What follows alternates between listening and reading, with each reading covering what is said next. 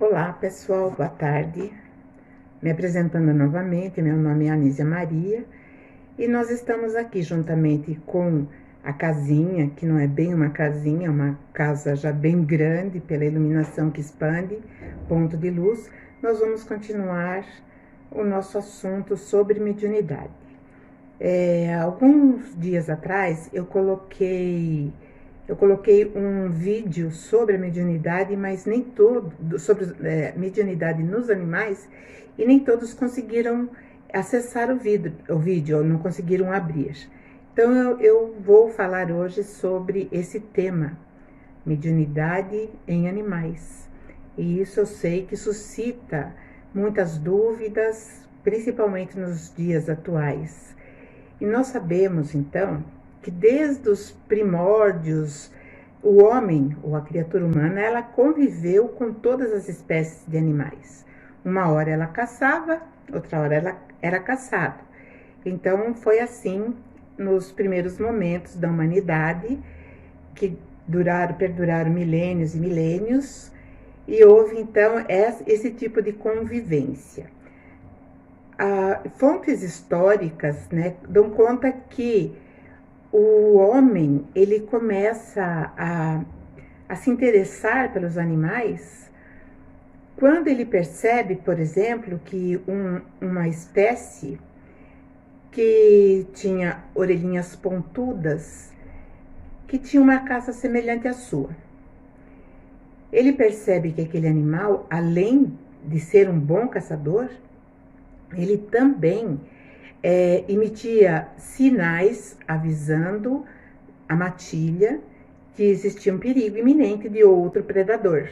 E isso também dava condição ao homem, à criatura humana, a se esconder e se defender. Então, eu estou falando ainda do homem no tempo das cavernas, que já tinha essa ligação com o reino animal. Houve sempre uma empatia muito grande, desde os primeiros momentos, do homem e o meio ambiente. Esse meio ambiente, embora a sua inteligência ainda estivesse muito incipiente, a inteligência humana, ele já tinha uma empatia com os animais. E quando ele começa a domar esse animal, a gente vai ver que nas pinturas rupestres das cavernas, o homem já desenhava a família, as pessoas, ou seja, ele já se expressava de maneira que deixou gravado que haviam animais, que eles que viviam, habitavam juntamente com eles. Primeiramente, como eu estava falando sobre aqueles animais de orelhinha pontuda, que eles acharam assim interessante, né, a maneira de caçar, a maneira de se proteger, a maneira, enfim, de se relacionar entre si, os bandos, né? Então eles tiveram a ideia de raptar os filhotes desses animais. Eles começaram então, digamos assim, amansando desde os filhotinhos. Então, lógico que o instinto animal estava ali, nós estamos falando de lobos, né? Então eles começaram então a criar esse animal desde pequenininho. E aí começa a haver ainda uma empatia maior ainda entre o homem e, vamos falar, o cachorro. E com o passar do tempo, além deles serem amansados, eles também foram domesticados. E assim os canídeos, nesse momento, passam a ser, digamos assim, o animal mais favorito, companheiro.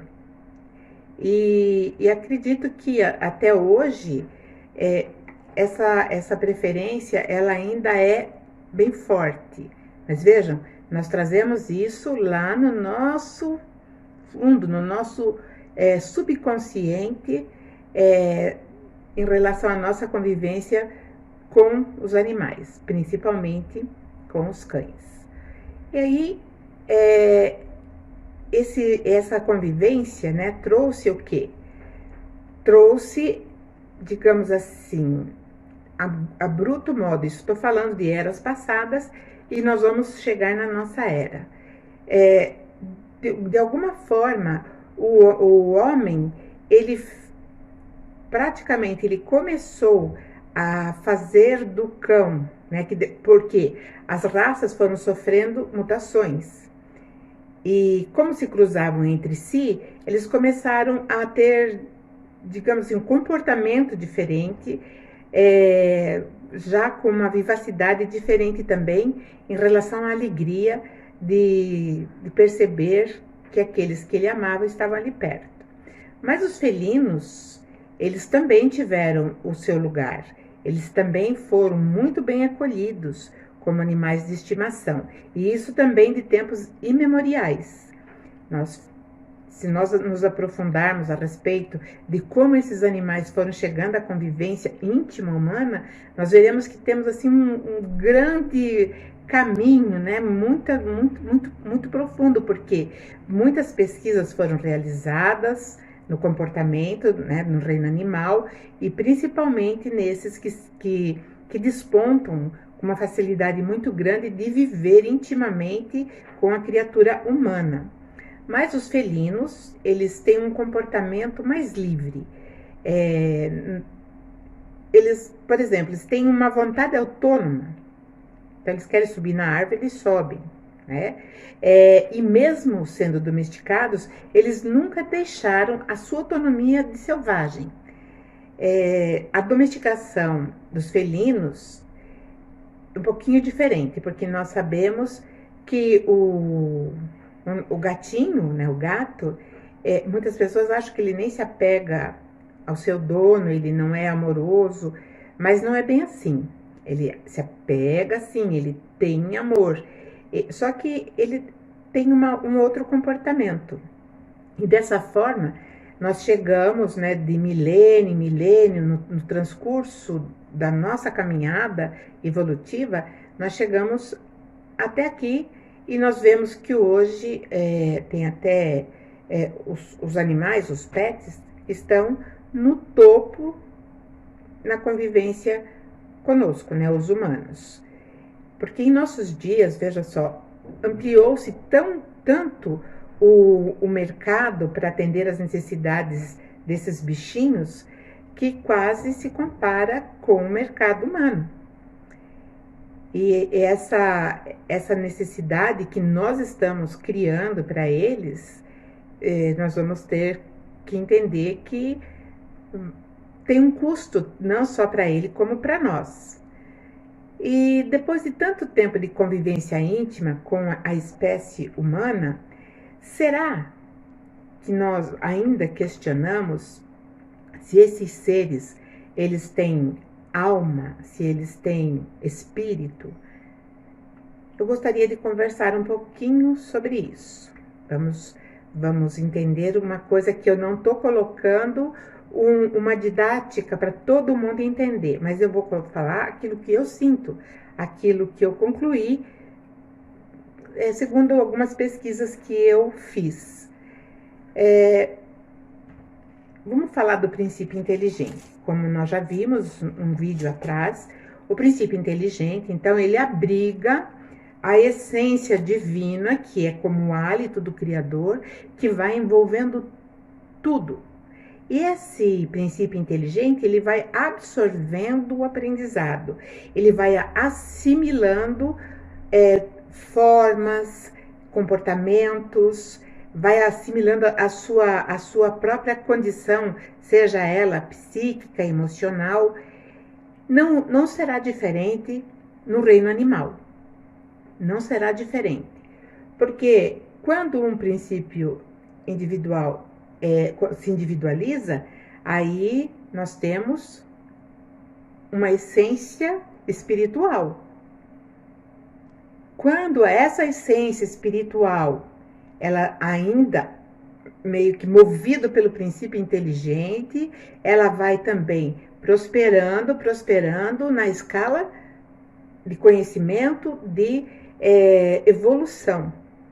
E aí nós percebemos que os animais, de alguma forma, eles são individualizados, porque nós vemos o gatinho, nós vemos o cachorro, nós vemos o elefante, nós vemos a lontra, nós vemos, né, todos os animais. E nós começamos a perceber também que esses seres demonstram um determinado grau de inteligência. Eles demonstram isso. Inclusive, eu tinha um gatinho aqui na rua, preto, e eu fui ali na casa de uma amiga que mora logo aqui ao lado, e ela colocou lá comidinha pro cachorro, pro gato, desculpe, um gato de rua sem dono. Ela colocou, e inclusive eles batizaram o gatinho de Adilson. E o Adilson, ele já se afeiçoou àqueles que dão comidinha para ele. Então, ele vai lá em determinada hora, ele fica ali, e muitas vezes ele fica enroladinho ali. Então, ele se sente seguro. E isso é sinal do quê? De empatia. É sinal de confiança.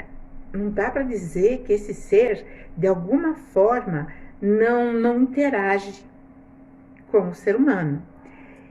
E os animais selvagens? Como será que nós veremos esses seres? Eu estou falando agora desses animais que nós domesticamos. Mas vamos ver os animais selvagens. Assim como era o nosso cachorrinho, assim como era o nosso gatinho, assim como era a nossa calopsita. Os animais, eles mostram um potencial muito surpreendente em relação à inteligência ou à capacidade cognitiva. Fizeram um levantamento e isso demonstrou que os golfinhos, eles têm uma sensibilidade muito grande, uma sensibilidade que quase bate com a sensibilidade do ser humano. E eles trocam isso, eles têm uma linguagem entre eles. Eles têm, assim, digamos, uma sociedade formada entre eles.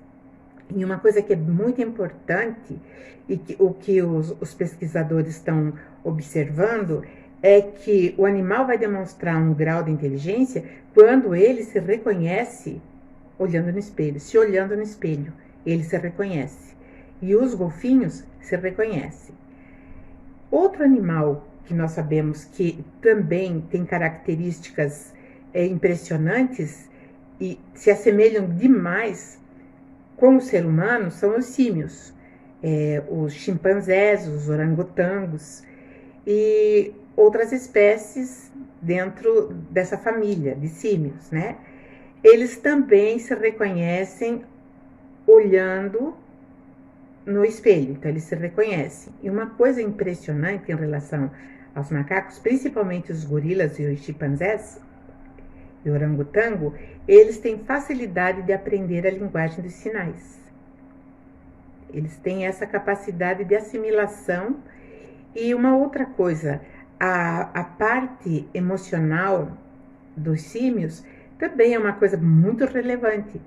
Nós vemos o amor que a mãe dedica ao filho e protege até uma determinada idade, depois vida que segue para aquele que era o seu protegido. Mas é assim, a natureza. Mas já existe um rudimento forte de amor com os símios.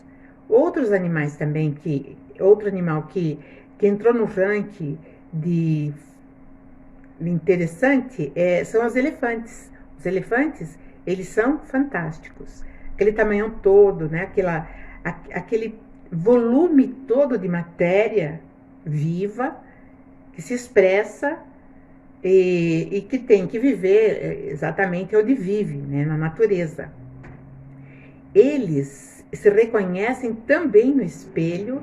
Eles são organizados dentro da sua sociedade, eles têm toda uma hierarquia e eles obedecem essa hierarquia e são solidários. Quando um não está bem, a manada fica ali ajudando a cuidar daquele que não está bem ou está numa dificuldade momentânea. Então, eles são solidários e, segundo os pesquisadores que estudaram também essa espécie, eles ficaram estupefatos porque eles também conseguem realizar somas matemáticas, né? Fator que levou aí à conclusão que eles possuem uma memória fantástica, porque eles têm lembrança dos seus antepassados. Então, eles conseguem lembrar daquele, por exemplo, nós sabemos que quando o elefante está para morrer, ele se separa, mas existe assim uma cerimônia de despedida, é uma coisa muito bonita. Então, os elefantes, eles entram também nessa admirável condição de inteligência, rudimentar, mas inteligência.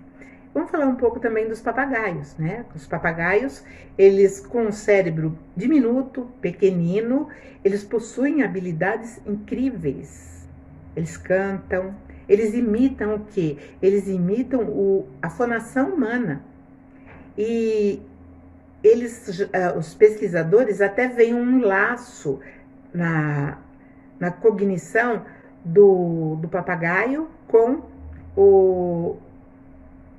deixa eu ver, com os golfinhos. Essa escalada aí de animais me deixou também impressionada, porque os papagaios, eles têm a habilidade até de formar frases inteiras. E nós já ouvimos, quem já não ouviu um papagaio cantando? É a coisa mais interessante. É interessante da gente ver um animal que em determinadas horas ele repete o ritual.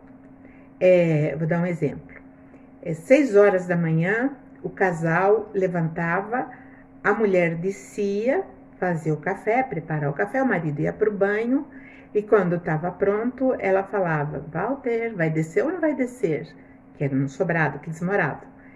E no domingo eles ficavam mais à vontade, dormiam até mais tarde, no final de semana, em finais de semana, e quando chegava 6 horas, o papagaio chamava: Walter, vai descer ou não vai descer? Ele tinha até o sotaque italiano, como era dos seus donos, né? Esta é uma ave na lista dos animais mais espertos do mundo, o papagaio. E uma outra ave que me surpreendeu foi o corvo. O corvo é diferente do urubu. O corvo é menor, embora seja carnívoro. Ele é diferente.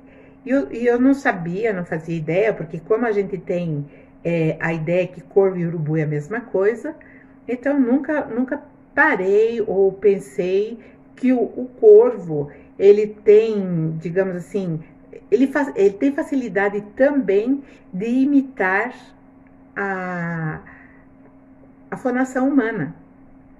Eu nunca vi um corvo falando, mas os pesquisadores afirmam que sim. E eles também usam ferramentas para facilitar a obtenção de comida.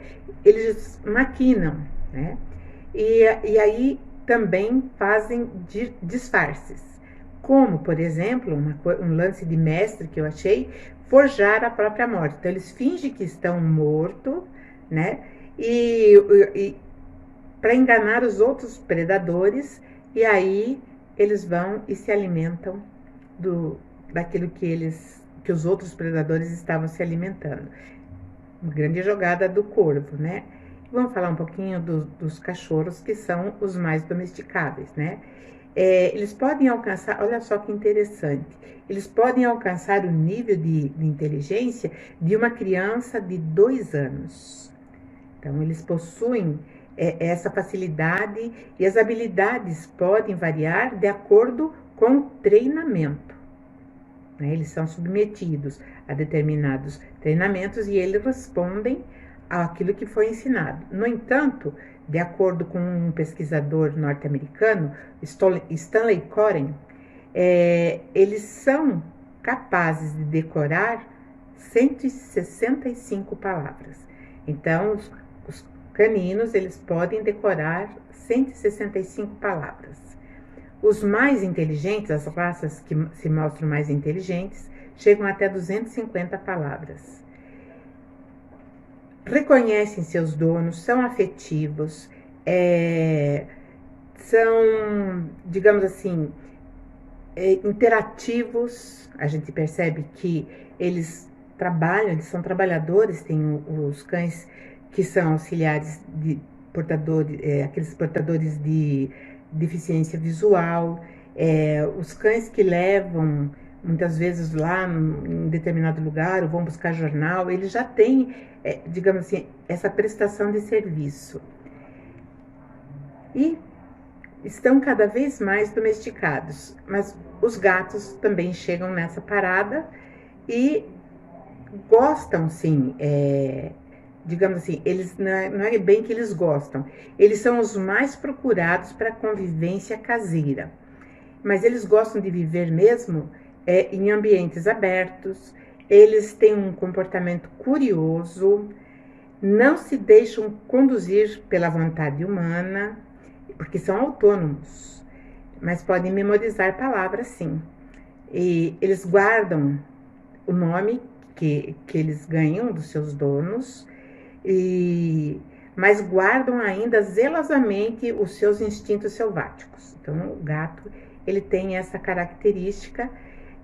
Não é dizer que o gato não ame, ama sim. Mas nós vamos ver agora no nosso tema, desdobrar sobre esses bichos e as suas capacidades. Vimos que todos os animais têm uma inteligência relativa, desde os grandes até os menores. Aí eu falo, os cavalos também têm uma capacidade incrível. Mas será que todas essas espécies que estão marchando paralelamente com a espécie humana, será que essas espécies também estão incursas na marcha da lei do progresso? A resposta é sim, porque nada no universo está parado. Então, tudo está incluso, sim, na lei do progresso. Embora para nós seres humanos essa marcha seja um pouco diferente, mas nós sabemos que ainda detemos em nós um instinto animal, mas nós somos capazes de abstrair. Olha, no Livro dos Espíritos, na questão 593, tem a seguinte explicação, que está, assim, bem consoante com os nossos dias atuais. O Kardec pergunta: podemos dizer que os animais só agem por instinto? A resposta que ele obteve dos espíritos é: ainda nisso há um sistema. É bem verdade que o instinto domina a maioria dos animais, mas não vês que há os que agem por vontade determinada e que têm inteligência, mas ela é limitada. O animal pode ser considerado como o último elo da cadeia evolutiva que culmina no homem. Vamos ver lá a questão para 593 do Livro dos Espíritos, que traz essa resposta tão esclarecedora. Depois da humanidade, inicia-se um novo ciclo da evolução do homem. Nós não sabemos qual é a continuidade da nossa evolução. Alguns dizem que é a angelitude. Eu acredito que nós temos ainda que passar por mais aprendizado para atingirmos a angelitude. E na evolução, então, nada para. Tudo sempre é uma roda, como eu digo, né? A lei do progresso é uma roda. Tudo se encadeia. Isso foi digamos, Allan Kardec, né, frisou isso. Tudo se encadeia no universo. Colocando aqui o amplexo do reino animal, fica claro que que eles dependem dos estímulos do ser humano, eles dependem dessa troca, principalmente os domesticáveis, né, ou os que foram domesticados. E eles precisam do estímulo para o aprendizado, porque se nós pegarmos lá um cachorro do mato e colocarmos dentro da nossa casa, não vai dar muito certo, porque ele não teve o estímulo desde pequeno, porque por si só eles não conseguem evoluir. Então esse é o grande diferencial do reino hominal e o reino animal. Sozinho, por si só, eles não evoluem. Eles não possuem característica de perfectibilidade. Perfectibilidade é aquilo que nós, seres humanos, estamos exercitando. Então, nós estamos deixando as nossas mazelas, nós estamos deixando aquilo que não é concernente com um código moral elevado. Então, nós estamos deixando todas essas mazelas, que nós dizemos que são as imperfeições morais, E nós sabemos disso, então isso é perfectibilidade. No reino animal não tem isso. Os animais que se tornaram comensais com a espécie humana, eles não possuem a capacidade de arranque em suas capacidades cognitivas sem as nossas orientações. Eles são, sim, sensíveis às energias circundantes,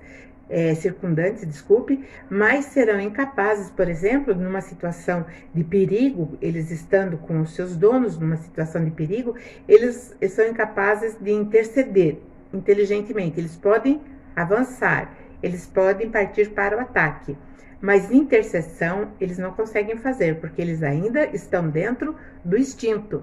É como se o dono de repente virasse um pedaço de osso. E se o perigo for muito grande, eles conseguem fugir também. Então, desde que o mundo é mundo, por exemplo, né, a lontra constrói a sua choça sobre as águas. Ela não mudou o comportamento. Sempre com as mesmas proporções, seguindo um sistema invariável.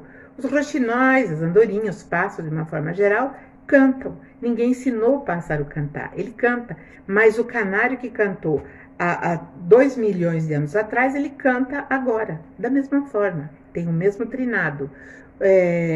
O ninho de pardal, antes do dilúvio, é igualzinho o ninho de pardal nos dias de hoje. Então, nós percebemos que todo o reino animal, seja lá as abelhas, formigas, elas mantém o mesmo hábito sempre. A aranha vai sempre tecer sua teia da mesma forma, ela não muda. E aí nós vamos ver que o Espiritismo vai nos trazer o ensinamento que tudo evolui no universo. Como eu já falei, o universo não para.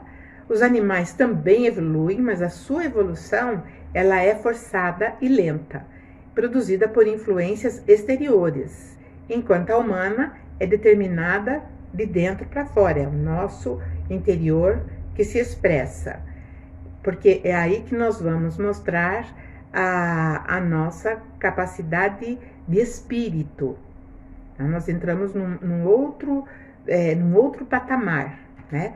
E essa capacidade que nós temos como espíritos é que nos traz também a facilidade de nós termos esclarecimentos, entendimentos e principalmente conseguirmos aprender mais facilmente. Sim, meus irmãos, nós temos que amar e mostrar toda a gratidão aos nossos irmãos do reino animal. Porque, em primeiro momento, eles foram criados, a criação do reino animal, para ajudar o homem. Em primeiro momento foi na subsistência, até hoje né, os consumidores de carne de animais, eles precisam da proteína. Se não fosse a proteína animal, a nossa capacidade intelectiva, a nossa capacidade cerebral teria parado há muito tempo. Nós devemos isso ao reino animal. Quando o homem começa a comer carne, ele começa então a ajudar a sua capacidade, digamos assim, do cérebro ser uma máquina receptiva para a intelectualidade espiritual. Então, nós temos que ser gratos aos nossos irmãos. Veja, eles dependem de nós para tudo. E nós, hoje, esperamos pelo seu amor. E a mediunidade, dentro de tudo isso que eu passei para vocês, eles têm sensibilidade? Eles são suscetíveis, por exemplo, a energias pesadas, as energias ruins. As energias boas trazem calma, paciência, eles dormem tranquilo. E as energias que já têm algum tipo de conflito, eles ficam agitados. Então, essa é a resposta que eles dão, digamos assim, num processo extrasensorial, mas então, eles têm essa capacidade, mesmo porque no último vídeo nós vimos que qualquer animal tem a glândula pineal, então ele vai sentir a influência do meio, né? E eles podem visualizar, eles podem ver aquilo que nós não vemos pela sensibilidade, pela às vezes pela inocência de pensamento, eles não têm, eu tô vendo, tô com medo. Não, eles vêm ou se arrepiam ou ficam quietos. Depende da energia emanada. Então, eles têm sim essa capacidade, mas mediunidade ainda não. Porque para eles serem médiums, eles teriam que transmitir a ideia ou o pensamento de um ser comunicante, de uma outra inteligência, e se expressar. E isso eles não conseguem fazer. Eles têm a capacidade, sim, de entrar, digamos assim, na dimensão, ou na quarta dimensão, que é a dimensão espiritual. Eles têm. Mas eles voltam rapidinho. Eles não ficam retidos como nós, que nós dependemos, digamos assim, o nosso processo reencarnatório é muito mais complexo, justamente porque nós já somos, respondemos por todos os nossos atos e ações. E eles ainda não precisam, porque eles têm a inocência e a inteligência. Cabe aqui fazer uma colocação, uma pergunta que provavelmente alguém tenha feito: e por que os animais sofrem para morrer? Por exemplo, hoje nós sabemos que é comum animais terem câncer. Eu vi um animal, um cachorrinho, que o veterinário falou que ele estava com Alzheimer. E ele esquecia, né? Ele não sabia. Se colocasse ele para comer, ele comia. Isso no começo da doença. Com o passar do tempo, ele já não sabia mais, nem mesmo colocando ele na frente do potinho de comida, ele não comia mais, porque ele esqueceu. Então, eu tinha que abrir a boquinha dele, enfim. É um processo igual. Por quê? Porque também são seres, estão sujeitos a toda a energia que circula em torno do nosso mundo. E eles vão responder também da mesma forma. Eles são compostos de células como nós. Então, eles vão responder organicamente como nós. Mas, digamos assim, espiritualmente, eles não têm que acertar contas, né, com a criação, porque eles ainda estão nesse estado de aprimoramento, como nós vimos na questão de Allan Kardec. Então, meus amigos, é isso. Espero que eu tenha levado algum conhecimento, que isso seja útil, né, nas dúvidas que sempre existirão em relação aos animais. E se vocês tiverem alguma dúvida e quiserem me perguntar, estarei aqui para responder, tá bom? Agradeço a vocês, um grande beijo, fiquem com Deus. Até a próxima!